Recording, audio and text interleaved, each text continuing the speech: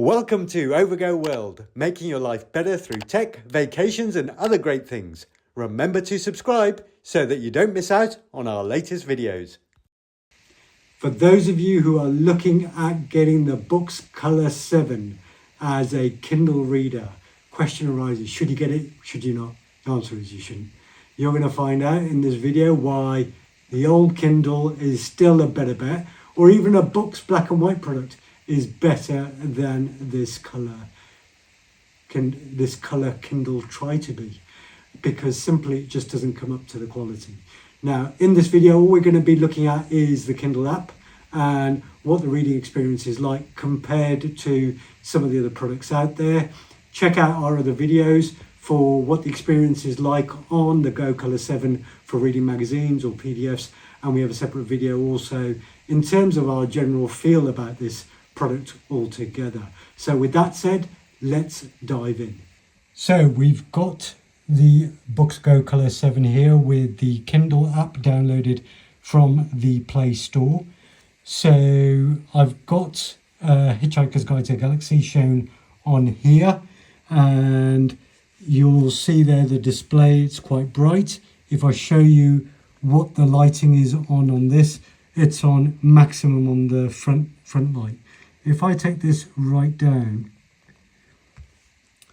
you can see it's gone extremely dark. And now this is one of the problems with the Kaleido 3 technology for color e-ink displays, that if you turn it right down, the display is extremely dark. And what you will find is that you will need to increase the light. The downside of that is you do get eye strain, you get the glare from it, which takes away from the whole benefit of an e-reader. So if I show you the difference between the BOOX, this color e-reader and one of their black and white devices, you'll be able to see the difference.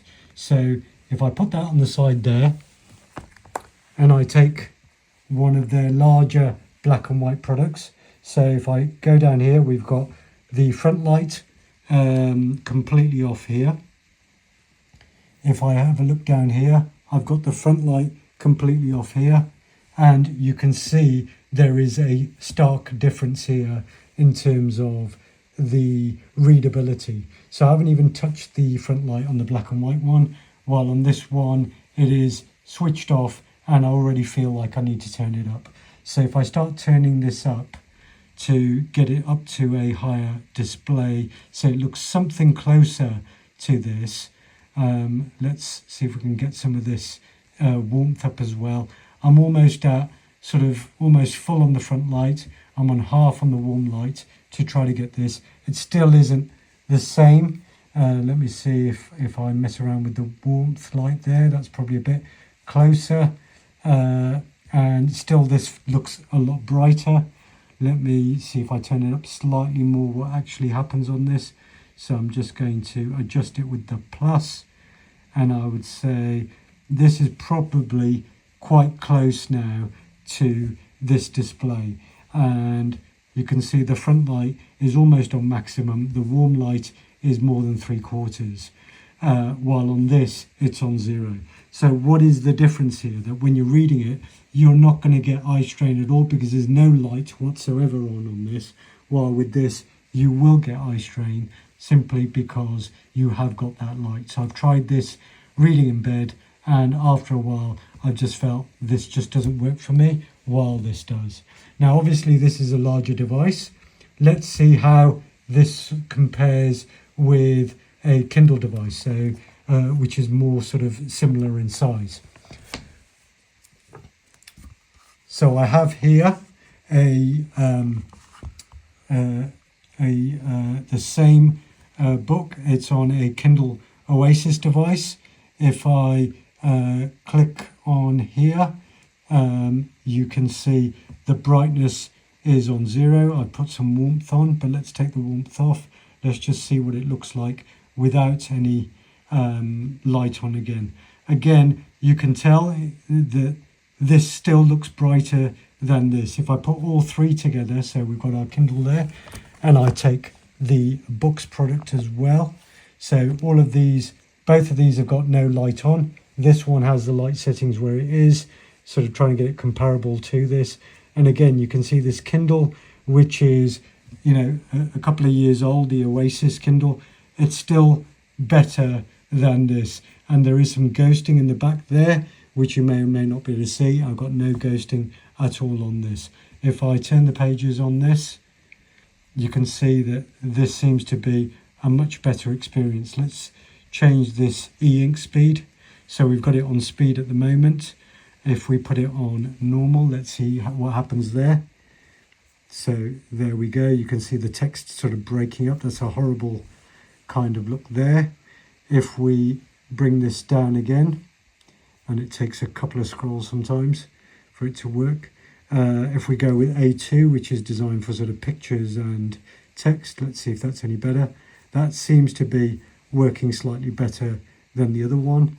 The top quality is meant to be Regal, but if you've got Regal on, the problem with it is you get this, well, the speed there you can kind of see isn't great, and also you can see the text is just completely breaking up. So it seems like for the Kindle, you're probably better off putting it on A2. And let's just try a few pages again there. And that seems to be working better. But as you can see from this older Kindle, this works much better altogether. Let's have a look at how it works on the BOOX black and white device, just turning pages on this. And again, that's much closer to, I'd say, the Kindle experience. This, if we look at what we've got on the speed is set on HD here. If I click on fast on here, and again, that's still a good experience. I'm getting none of the type of breakup that I was getting on this device.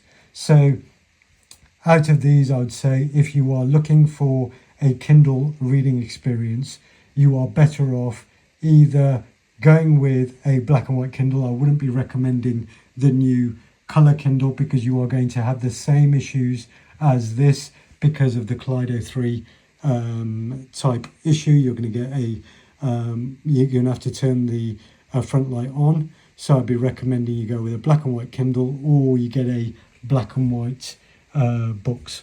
I hope you found that useful, and as I say, we have done some more videos on the Go Color 7 so you can see how it works with magazines, it works with PDFs, and also overall views on that, so feel free to check that out. We hope you enjoyed watching this, so please feel free to hit the like button and remember to subscribe for great upcoming videos. Thank you and see you next time.